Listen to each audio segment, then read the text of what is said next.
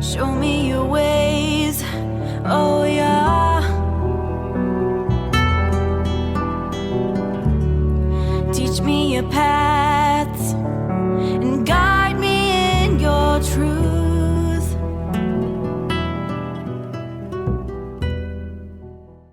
My father's law books have been gathering dust for nearly 70 years, first in his basement, and now in my garage. From time to time, I wonder whether I should dispose of them. They're of little value now, but they were indispensable when he was in law school, and buying them stretched the family's budget to the limit. The irony is that my father never became a lawyer. He finished law school but never took the bar exam. He said he earned his law degree to help him in his career as an insurance professional. Like my father, I never earned the credentials one would have expected from my chosen educational path. I had intended to earn a doctoral degree in history, but never finished it. One reason was that I had had enough with campus politics and an academic elite whose worldview differed greatly from my own. Another reason was that I was hired by the federal government before I finished my degree. I thought I needed the PhD to be a worthy candidate, but my professional and academic experience provided all the credentials I needed. Well, then there was the new reality brought on by the terrorist attacks of September 11th, 2001. When the world changed, so did my priorities and career goals. Soon I was back in the Army, and any thought of completing the doctorate left my mind. That doesn't mean all knowledge of history left my mind. Neither did the principles of historical research leave me, nor the discipline to dig out further knowledge and apply it to what I had already acquired. In the same way, the legal knowledge my father acquired served him well throughout his career. In time, that knowledge blossomed into skills, expertise, and connections that enabled him to go into business for himself. My father's legal training and my historical training guided us not only to our professional callings, but to the worldview that shaped our lives and the lives of our families. That reminds me of what Paul said about the Torah, or law as it is often called. Now, before faith came, we were being guarded under Torah, bound together until the coming faith would be revealed. Therefore, the Torah became our guardian to lead us to Messiah, so that we might be made right based on trusting. But now that faith is come, we are no longer under a guardian. For you are all sons of God through trusting in Messiah Yeshua. For all of you who were immersed in Messiah have clothed yourselves with Messiah. There's neither Jew nor Greek. There's neither slave nor free. There's neither male nor female, for you are all one in Messiah Yeshua. And if you belong to Messiah, then you are Abraham's seed, heirs according to the promise. There is an argument that this passage proves Christians no longer need to pay any attention to the Torah because Messiah established something new and better.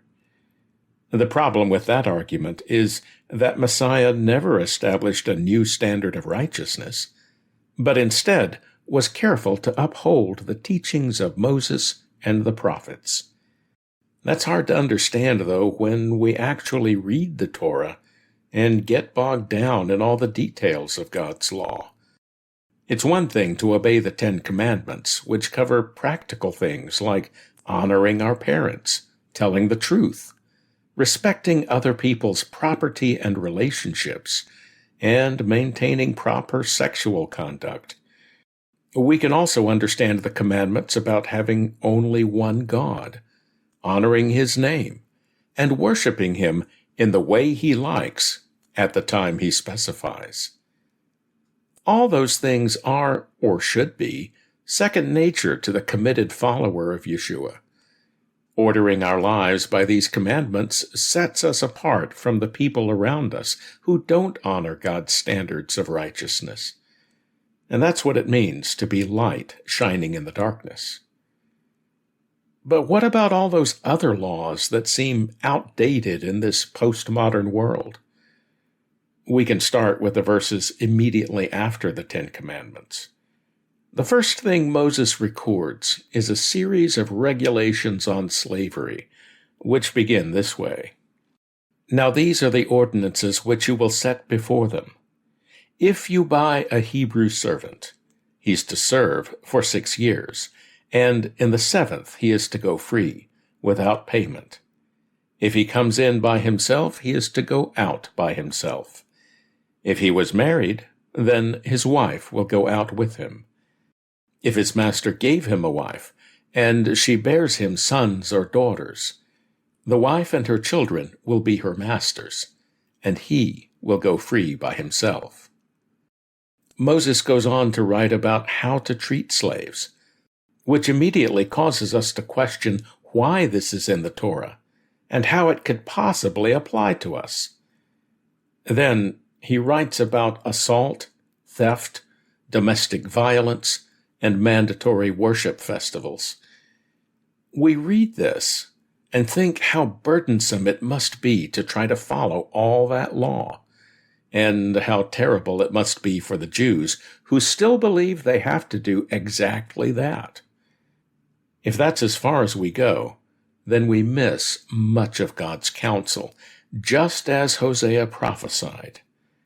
Though I were to write out for him 10,000 things from my Torah, they are regarded as something strange.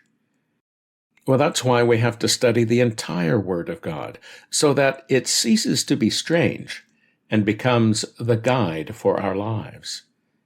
As Paul says, the Torah cannot bring us salvation, and was never intended to do so, but it can point us to the one who saves, and teach us how we are to conduct ourselves as his people. As we study, we realize that our lives fall short of his standard of righteousness, and that we need his intervention to become the people he intended all along. That, by the way, is something on which Christians and Jews agree. It's the reason Paul includes a message about Israelite or Hebrew identity in his letter to the Jewish and non-Jewish believers among the Galatians. Messiah brings us all into covenant relationship with God and with each other as the seed or descendants of Abraham. That's the goal, not the elimination of Torah, but the addition of people from every tribe and tongue and nation to the people God is saving and teaching to live by his statutes. But what about those archaic and offensive parts of the Torah, such as regulating slavery? This is where my historical training and my father's legal training can help. Instead of getting wrapped up in the specifics, look for the governing principles behind them. That's how we move beyond the letter of the law and arrive at the spirit.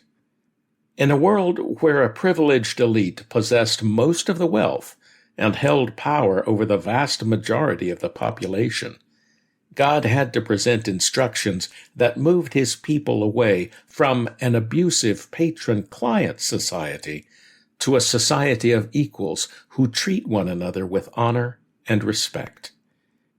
We still haven't arrived at such a society, and until we do, we still need laws to regulate our hard-hearted behavior. As it was 3,000 years ago, it's still better to rely on God's law and appeal to him on the principle of it than to rely on man's laws that sometimes have no principle at all.